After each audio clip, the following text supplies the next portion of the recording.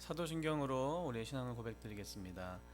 전능하사 천지를 만드신 하나님 아버지를 내가 믿사오며 그 외아들 우리 주 예수 그리스도를 믿사오니 이는 성령으로 잉태하사 동정녀 마리아에게 나시고 본디오 빌라도에게 고난을 받으사 십자가에 못 박혀 죽으시고 장사한 지 사흘 만에 죽은 자 가운데서 다시 살아나시며 하늘에 오르사 전능하신 하나님 우편에 앉아 계시다가 저리로서 산자와 죽은 자를 심판하러 오시리라. 성령을 믿사오며 거룩한 공회와 성도가 서로 교통하는 것과 죄를 사하여 주시는 것과 몸이 다시 사는 것과 영원히 사는 것을 믿사옵나이다. 아멘. 이 시간 함께 나눌 하나님 말씀은 신약성경 마태복음 6장 5절로 15절 말씀입니다. 함께 말씀 찾아보기 원합니다. 신약성경 마태복음 6장 5절로 15절 말씀입니다. 제가 한 절, 여러분들이 한 절 교독하며 읽겠습니다. 마태복음 6장 5절로 15절 말씀입니다. 또 너희는 기도할 때 외식하는 자와 같이 하지 말라. 그들은 사람에게 보이려고 회당과 큰 거리 어귀에 서서 기도하기를 좋아하느니라. 내가 진실로 너희에게 이르노니 그들은 자기 상을 이미 받았느니라. 너는 기도할 때 내 골방에 들어가 문을 닫고 은밀한 중에 계신 내 아버지께 기도하라. 은밀한 중에 보시는 내 아버지께서 갚으시리라. 또 기도할 때 이방인과 같이 중언부언하지 말라. 그들은 말을 많이 하여야 들으실 줄 생각하느니라. 그러므로 그들을 본받지 말라. 구하기 전에 너희에게 있어야 할 것을 하나님 너희 아버지께서 아시느니라. 그러므로 너희는 이렇게 기도하라. 하늘에 계신 우리 아버지여, 이름이 거룩히 여김을 받으시오며 나라가 임하시오며 뜻이 하늘에서 이루어진 것 같이 땅에서도 이루어지이다. 오늘 우리에게 일용할 양식을 주시옵고 우리가 우리에게 죄 지은 자를 사하여 준 것 같이 우리 죄를 사하여 주시옵고 우리를 시험에 들게 하지 마시옵고 다만 악에서 구하시옵소서. 나라와 권세와 영광이 아버지께 영원히 있사옵나이다. 아멘. 너희가 사람의 잘못을 용서하면 너희 하늘 아버지께서도 너희 잘못을 용서하시려니와. 같이 읽을까요? 너희가 사람의 잘못을 용서하지 아니하면 너희 아버지께서도 너희 잘못을 용서하지 아니하시리라. 아멘. 할렐루야. 7월의 마지막 주 주일 청년 예배입니다. 영상으로 밖에 만날 수 없는 시대적 상황이지만 각자의 삶의 자리에서 또 예배의 자리에서 예배하며 나아가는 청년 여러분 한 분 한 분을 또 격려하고 또 축복하고 환영합니다. 오늘 우리가 읽은 본문으로요, 주기도문 첫째 시간으로요, 외식하지 말라라는 제목으로 말씀을 나누려고 합니다. 이미 여러분도 알겠지만 뉴스를 통해서 들었겠지만 방역 지침 4단계가 2주간 연장이 됐습니다. 비대면 예배가 좀 더 길어질 것 같아요. 우리가 상황과 환경에 좌우되는 것이 아니라 4단계든 뭐 3단계든 2단계든 어떠한 단계로 우리 예배를 비록 대면 예배다 비대면 예배다 이렇게 결정짓지만 그것이 중요한 것이 아니라 상황과 환경은 변하지만 우리가 늘 주님의 품 안에서 또 어린아이가 엄마 품 안에 있을 때 가장 평안한 것처럼 우리가 주님의 품 안에서 그 평안함을 또 안정감을 경험하기를 원합니다. 주님 품 안에 있다, 하나님 품 안에 있다라는 것이 감각적이고 좀 추상적인 개념이라기보다 사실 좀 실제적입니다. 무슨 이야기냐면 하나님은 말씀이시잖아요. 살아계신 하나님 말씀이신데 말씀이신 하나님 안에 거할 때, 우리가 말씀 안에 거할 때, 또 말씀이 내 안에 거할 때 진리의 말씀이시고 인격적인 그 하나님께서 우리를 또 함께 하십니다. 동행하시고 또 우리는 그 하나님을 만날 수 있는 거죠. 하나님께서는 우리에게 평안과 안정감을 주실 줄 믿습니다. 다른 어떠한 것으로 그런 것을 느낄 수는 없어요. 느낌으로 잠깐 느낄 수 있겠지만 세상이 줄 수 없는 이 평안을요, 정말 우리가 이 코로나19를 같이 보내면서 이 시대를 걸어가면서 그 평안, 하나님만이 주실 수 있는 그 평안을 또 받아 누리는, 또 그 말씀에 풍덩 빠져 있는 저와 여러분들에게 간절히 소원합니다. 지난주에는 그 하나님의 말씀이 우리에게 평안과 안식을 주시는 하나님의 말씀이 어떤 말씀이다라는 히브리서 4장 말씀이죠. 히브리서 4장 말씀을 통해서 말씀을 한번 찾아봤어요. 나눴는데 그 말씀은 어떤 말씀이라겠습니까? 살아있다. 그리고 운동성이 있다. 그러니까 그 이전에 있었던 이 성경 버전에서는 운동력이 있다. 우리가 갖고 있는 개역 개정에서는 활력이 있다라고 나와 있죠. 살아있는 말씀, 또 활력이 있는 말씀이 어디요? 혼, 영 및 관절과 골수를 찔러 쪼개기까지 한다. 그러니까 우리의 은밀한 곳까지 하나님께서 다 감찰하시고 밝히 보이시는 그 하나님의 말씀이라는 것을 함께 나눴어요. 하나님의 말씀 앞에서는요, 어떤 것도 감출 수 없는 것입니다. 밝히 드러나는 것이다. 그렇게 하나님께서는요, 자신이 어떤 분이신가를 성경 말씀을 통해서 명확하게 계시하시죠. 특별 계시로 이 성경을 통하여서 우리가 말씀하시는데, 우리는 하나님에 대해서 알아가는 것이 우리의 신앙생활이라 했습니다. 그런데 우리가 하나님의 자녀됨으로 인해서 누리는 가장 큰 특권이 뭘까요? 여러분, 가장 특권이자 너무나 가장 우리에게 주시는 또 은혜가 있어요. 뭐냐면 그 하나님과 교제하고 소통할 수 있다는 거죠. 대화할 수 있는 것, 친밀하게 이야기하는 것, 그것이 바로 기도라는 것입니다. 그러기에 기도는요, 우리에게 무거운 짐이 아니라 우리만이, 하나님의 자녀들만이 가지고 있는 가장 큰 특권인 것이죠. 오늘 읽은 본문에는 우리가 모두 너무나 잘 알고 있죠. 그리고 이미 외우고 있는 이 주기도문에 관한 본문입니다. 청년 여러분, 여러분께서는 언제 처음으로 주기도문을 외워보셨습니까? 모태신앙이나 아니면 어렸을 때부터 교회 다닌 청년들은 주일학교 때 아마 대부분 다 외웠을 겁니다.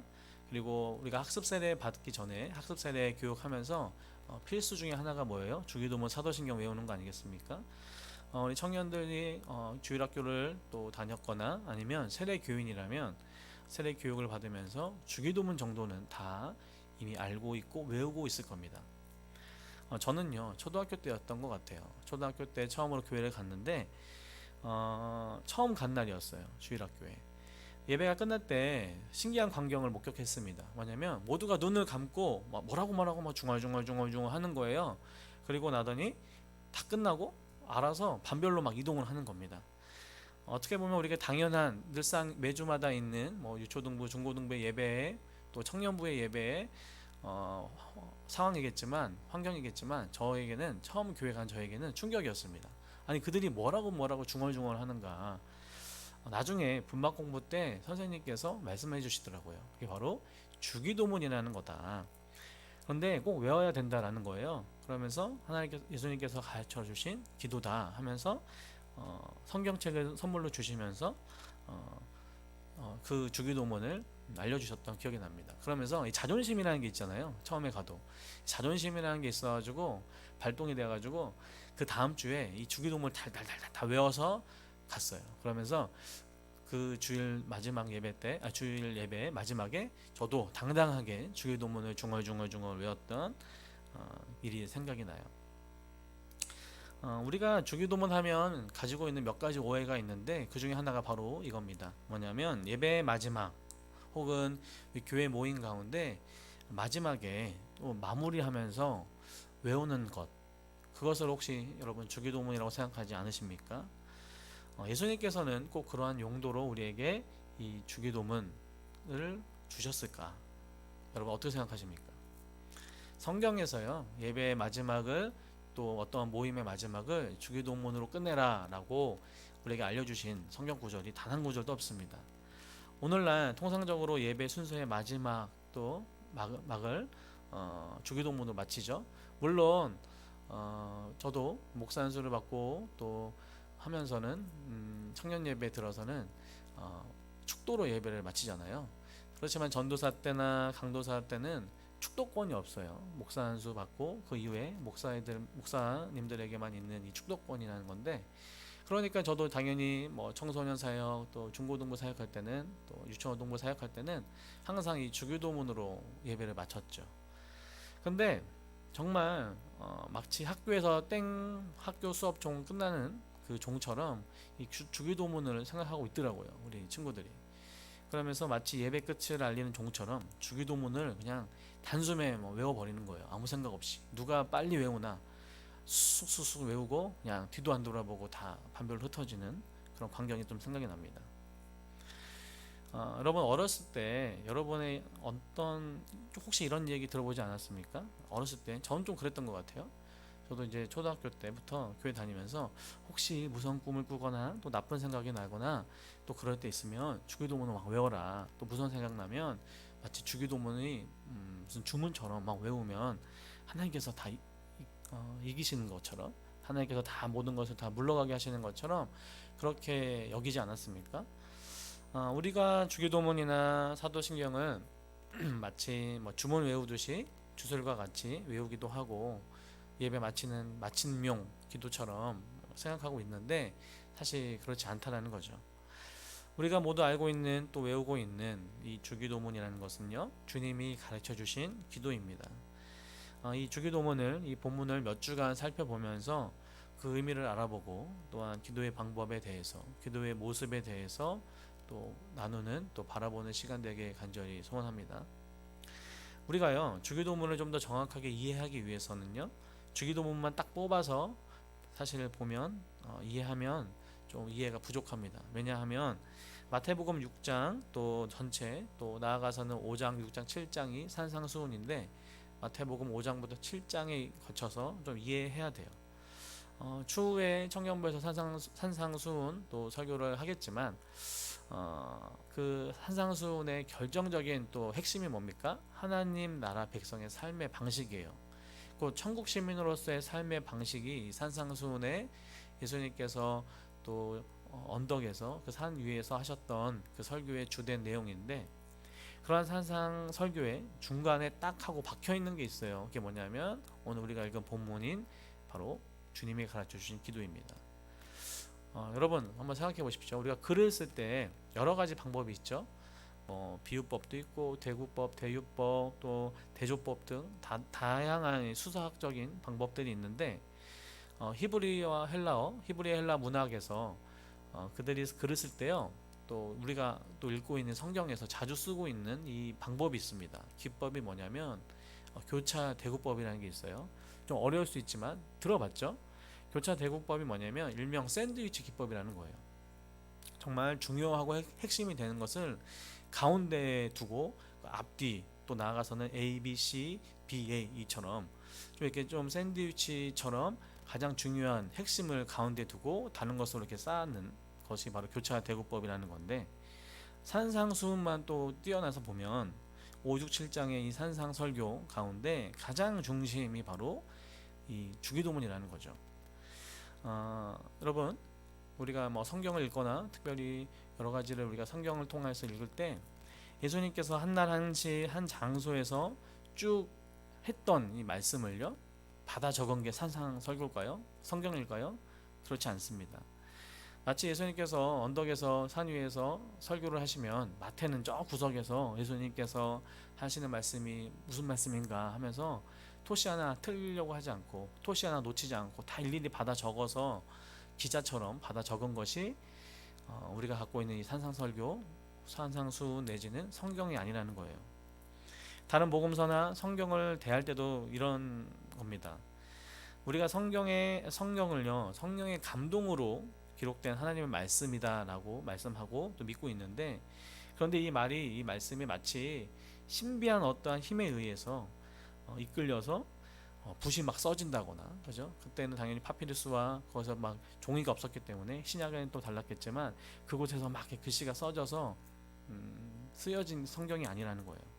성경 저자가 성경을 쓰고 있는 그 사람이 어느 날 그냥 필 받아가지고 갑자기 하나님께서 막 음성을 내리셔서 이거 써라 해서 막 쓴 게 성경이 아니라는 겁니다. 하나님의 음성 가운데 받아 적었다라는 것도 아니고요. 무슨 얘기를 하고 싶은가 하면, 물론 요한계시록이나 많은 이 계시록, 묵시록에서는 환상 가운데 또 하나님의 말씀이 또 예언이 선포되어서 그대로 본대로 또 적은 것도 있지만, 또 서신서에서는 바울의 편지 가운데 우리가 주어진 성경이 있지만, 하나님께서는 하나님의 저자들을, 성경의 저자들을 사용하세요. 그들을 통하여서 쓰시는데 그 성령의 감동으로 되었다라는 것은 어떠한 신비적인 경험, 신비적인 어떠한 그 힘에 이끌려서 막 이렇게 자연적으로 써졌다는 게 아니라 성령의 은혜 가운데 능력 가운데 그 한 사람의 저자, 성경을 쓰고 있는 그 저자가 경험과 지혜와 지식과 또 인격과 그들에게 모든 것, 한마디로 한 사람의 전 인격을 통하여서 성령님께서 감동을 주셔서 쓰고 있는 것이 바로 성경이라는 겁니다. 참 신기하죠? 저자는요 성령님이신 거예요. 그리고 그것을 각각 쓰고 있는 성경에 40여 명의 저자가 있는 것이죠. 원래의 저자는 바로 하나님이시고요. 경험을 통해서 여러 자료들을 해석하게 하시고 또 선별하게 하시면서 하나님께서 영감을 주셔서 그렇게 쓰여진 게 이 성경 66권이라는 겁니다. 그렇기 때문에 마태는요 의도적으로 이 산상수훈과 또 그 안에 핵심으로 이 주기도문을 배열하고 있는 겁니다. 그 가운데 기도가 있는 거예요.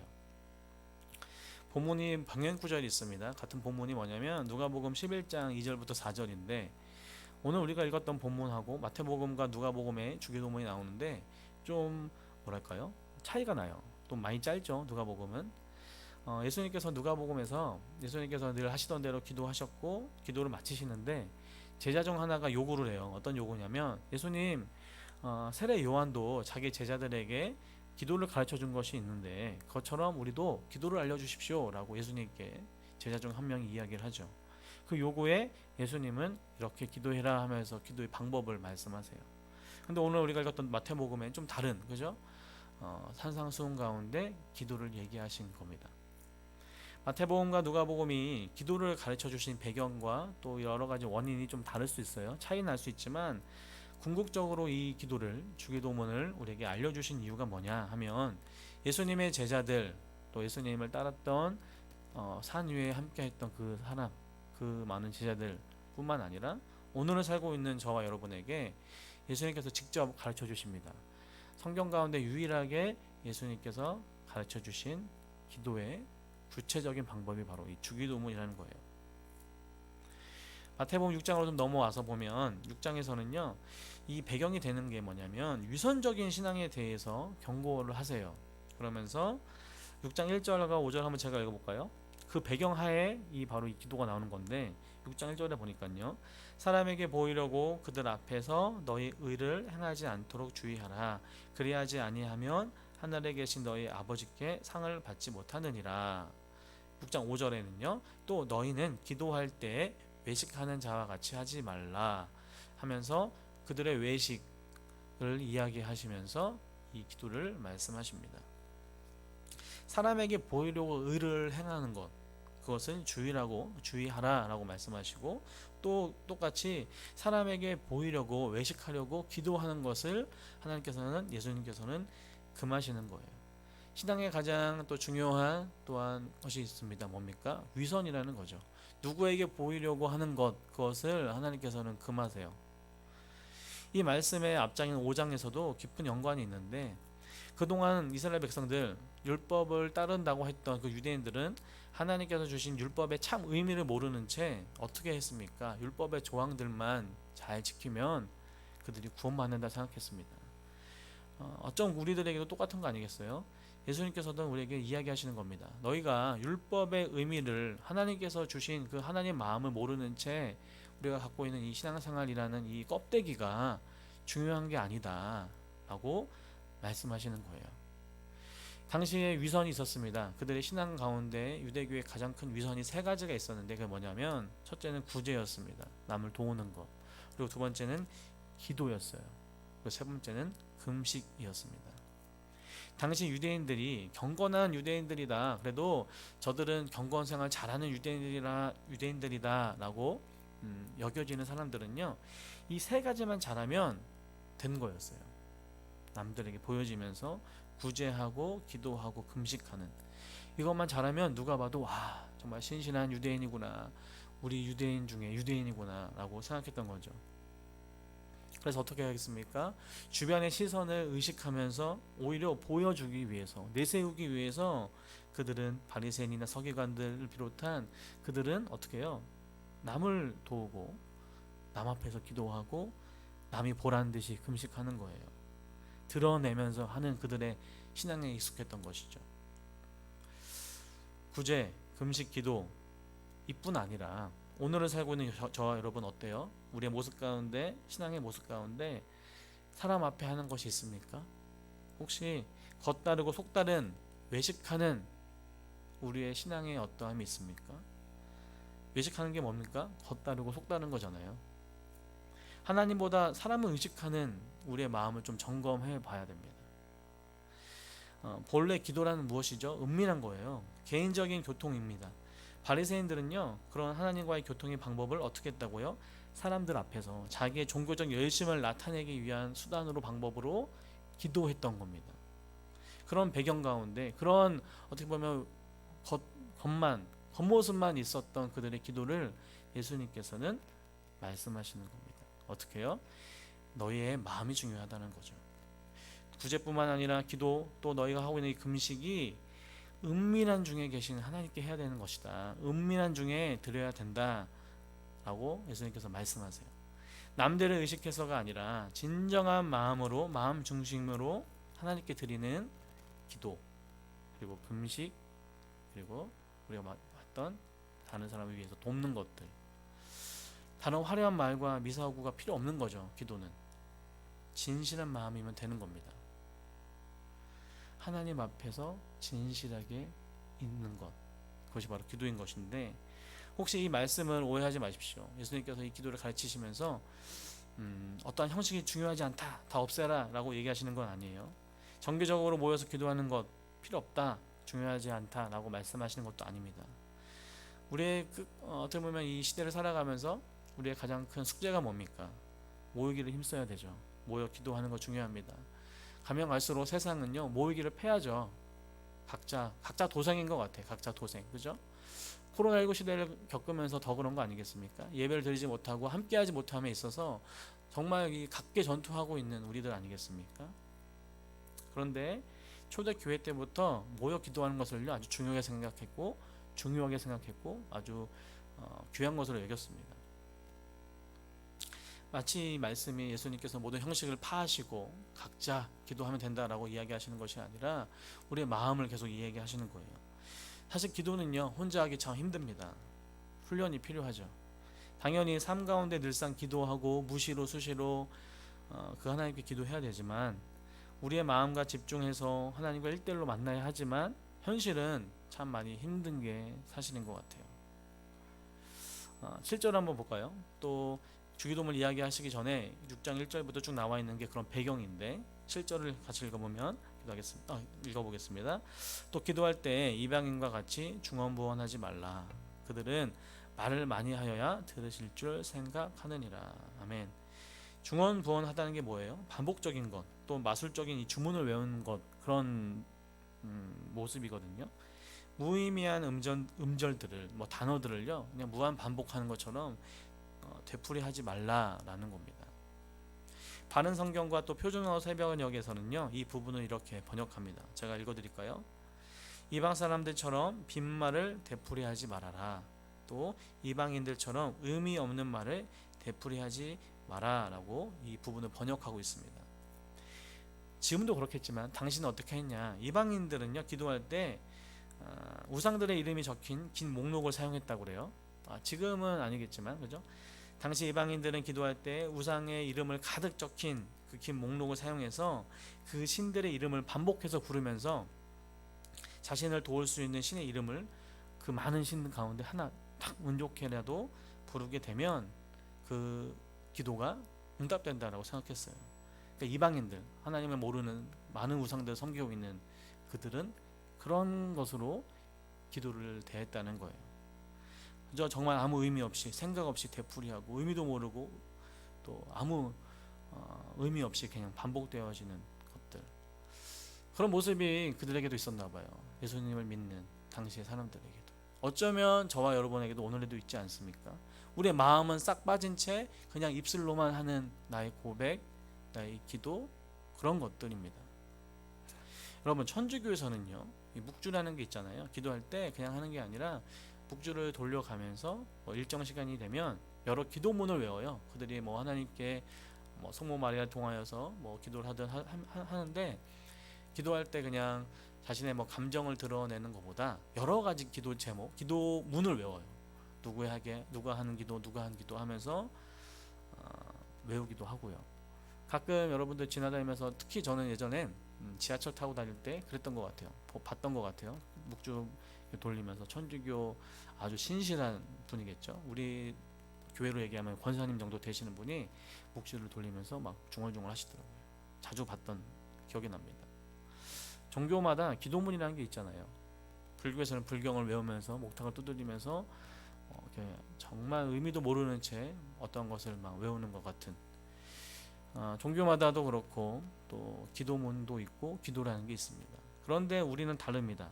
무엇이 다른가요? 우리는 맹목적인 반복이 아니라는 거예요. 의미 없이 또 아무 마음이 담겨져 있지 않은 정말 죽은 활자 같은 것을 반복해서 되뇌이는 게 기도가 아니라는 겁니다. 그럼에도 불구하고 여러분들의 기도는 어떻습니까? 왜 여러분들의 입술에는 어떤 고백이 있나요? 그 입술이요, 마음의 고백과 함께 나아가고 있습니까? 하나님 사랑합니다, 감사합니다, 찬양합니다 등등등, 우리가 어쩌면 늘상 고백하는 이야기들 가운데, 기도하는 이 기도의 단어들 가운데 우리의 마음이 없이 그냥 빈말만을 늘어놓고 있지는 않습니까? 우리의 마음을 다시 한번 돌아와 봐야 돼요. 하나님은 우리의 기도를 들으십니다. 또한 받으세요. 그런데 마음이 담겨 있지 않는 그 기도는 받지 않으신다라고 말씀하시죠. 8장, 오늘은 8절까지 읽을 텐데 8절 한번 읽어볼까요? 시작. 그러므로 그들을 본받지 말라. 구하기 전에 너희에게 있어야 할 것을 하나님 너희 아버지께서 아시느니라. 아멘. 이방인을 본받지 말아라. 우상들을 섬기고 있는, 마치 죽은 우상들에게 맹목적으로 마음 없이 그냥 그들의 소원을 아뢰는 그들의 기도를, 당시에 만연했던 이 기도를 본받지 말고, 우리가 믿는 하나님은 어떤 하나님이시라고요?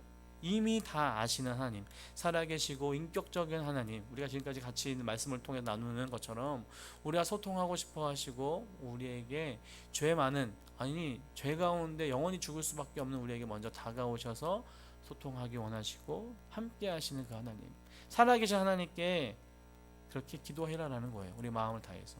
또한 어떻게 해요?